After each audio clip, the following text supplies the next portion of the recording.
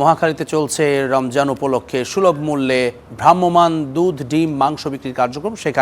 সেখানে আমাদের সহকর্মী হাবিবুর রহমান অভি আছেন। অভি, কি অবস্থা, কি দেখছেন? রমজানের প্রথম দিন মানুষজন বাজার মূল্যের চাইতে কম দামে কিছুটা স্বস্তি পাচ্ছেন কিনা? এই ডিম, দুধ, মাংস, আমিষের চাহিদা পূরণ হতে পারবে তাদের? জ্যাভলিন, বাজারে আমরা যেমনটা দেখি যে গরুর গোস্ত 800 বা 850 অনেক জায়গায় বিক্রি হচ্ছে।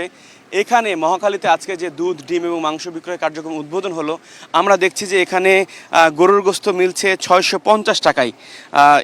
এই যে কার্যক্রম এটি শুরু হয়েছে কিন্তু সকাল 9:30টার দিকে। এখানে দীর্ঘ লাইন আমরা দেখেছি, একপাশে নারী একপাশে পুরুষ দাঁড়িয়ে তারা ডিম নিয়েছেন, গরুর গোস্ত নিয়েছেন, মুরগির গোস্ত নিয়েছেন, দুধ নিয়েছেন।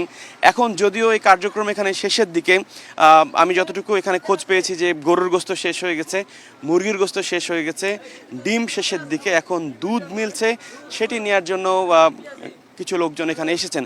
আমরা একটু জানতে চাই, একটু কথা বলি এখানে যারা এই কার্যক্রমে অংশ নিয়েছিলেন। ভাই, আজকে সকাল থেকে আপনারা কি পরিমাণ মাংস বা ডিম মানুষকে দিয়েছেন? এখন আলহামদুলিল্লাহ খুব ভালোই দিয়েছি, উনি ভালোই দিয়েছি আজকে। আপনার ডিম, গরুর মাংস, মুরগির মাংস, দুধ, আমাদের প্রায় ডিম শেষ, গরুর মাংস শেষ, দুধও প্রায় শেষ, মুরগির মাংস অল্প কিছু আছে। গরুর কেজি মনে হয় প্রায় তো মানে ছিল মানে 50 পিস বা 60 পিস হবে, এরকম হবে গরুর মাংস। তো এই কার্যক্রম শুধু মানে মহাখালীতে না, মহাখালীর বাইরেও আজিমপুর, উত্তরা, বনশ্রী, রামপুরা, ওইদিকে মিরপুরের কয়েকটি এলাকা সব মিলে কিন্তু রাজধানীতে 25টি স্পটে কিন্তু এই বিক্রয় কার্যক্রম চলবে মাসব্যাপী। যেটি আমরা জেনেছি যে 25 থেকে 26 রমজান পর্যন্ত এটি চলবে। এবং কিছুক্ষণ আগে এখানে এসেছিলেন মৎস্য প্রাণী সম্পদ প্রতিমন্ত্রী সুলতান সালাউদ্দিন টুকু। তিনি যেটা জানিয়েছেন যে শুধু রাজধানীতে না, রাজধানীর বাইরেও অন্যান্য জেলাতেও এই উদ্যোগটা ছড়িয়ে দেওয়ার চেষ্টা করা হচ্ছে এবং প্রায় 10 লাখ মানুষ এর আওতায় আসবে।